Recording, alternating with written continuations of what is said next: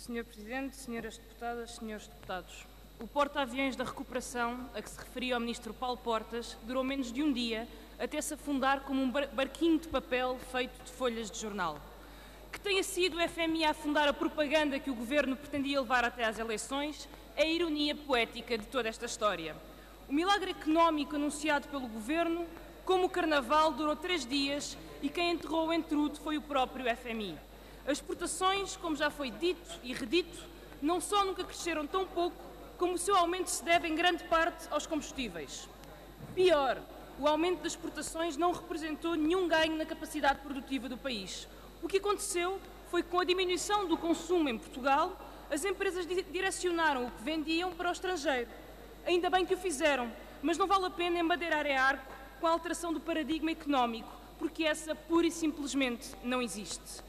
Não há aumento de produção sem investimento. E o investimento em Portugal é coisa que já ninguém vê há muito tempo. O que é que mudou então no ciclo económico? Alguns pequenos indicadores, certamente. Mas, essencialmente, o discurso político de um governo sedento de se celebrar a si próprio. Senhoras e senhores deputados, estamos bem lembrados do que aconteceu no verão passado. Vítor Gaspar, com um déficit real de 5,8%, bateu a porta e disse que não tinha razões para continuar. Agora, depois do maior aumento de impostos de sempre, o Governo consegue a proeza pouco recomendável de descer o déficit 2 míseras décimas e, com 5,6%, fala em milagre e faz festa aos santos padroeiros da propaganda, Paulo Portas e Pires de Lima.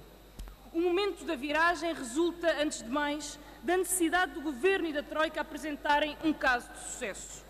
Não há nada limpo no empobrecimento e na devastação social, senhores deputados. A avaliação que conta é aquela que nos diz que país teremos em 2014. Foi esse exatamente o debate que tivemos aqui ontem, quando falámos de fundos estruturais. E o diagnóstico foi muito claro e até consensual. O problema do país são baixas qualificações e baixos salários. O problema do país é ser pobre, o problema do país é ser desigual.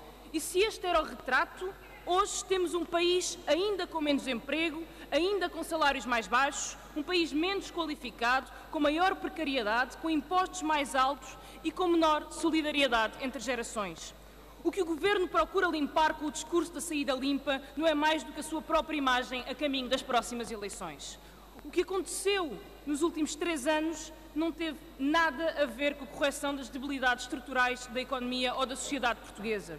Nenhuma dessas debilidades foi corrigida. E olhamos para trás, senhores deputados.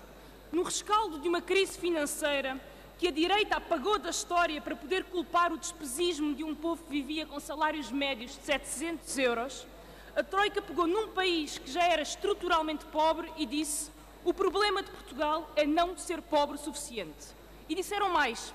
Disseram, com a cumplicidade dos partidos da direita, que tudo aquilo que atenuou a pobreza extrema e construiu a democracia nas últimas décadas, educação pública, saúde, segurança social, infraestruturas, proteção no emprego, salários mais dignos, tudo isso foi o país a viver acima das suas possibilidades. É preciso voltar ao que é suposto serem as nossas possibilidades, disse-nos Passos Coelho a semana passada, ao defender que agora sim temos uma economia mais de acordo com o país. É o regresso do tristemente célebre discurso dos pobres, mas honrados. Mas, senhores deputados, não há nada de honrado no empobrecimento e na pobreza. Não houve nenhum ajustamento e muito menos ajuda. Isso são palavras vazias para esconder o que tomou conta do país. Um ajuste de contas da direita com a história, aproveitando o pretexto do combate à crise para diminuir salários, facilitar os despedimentos, consolidar os grandes interesses económicos. Hoje mesmo ficámos a saber que, no meio do empobrecimento generalizado, os 10% mais ricos nunca foram tão ricos. Senhoras e senhores deputados, o relatório do FMI torna ainda claro que o Governo diz uma coisa a Bruxelas e a Berlim e diz outra coisa aos portugueses. Aos portugueses dizem que os cortes são temporários, que vamos recuperar a soberania quando a Troika sair e que querem mexer em todos os impostos que foram subindo ao longo destes anos. Um novo ciclo, diz o Governo de cá, para percebermos que lá assinam compromissos para cortar mais 2 mil milhões de euros só em 2015.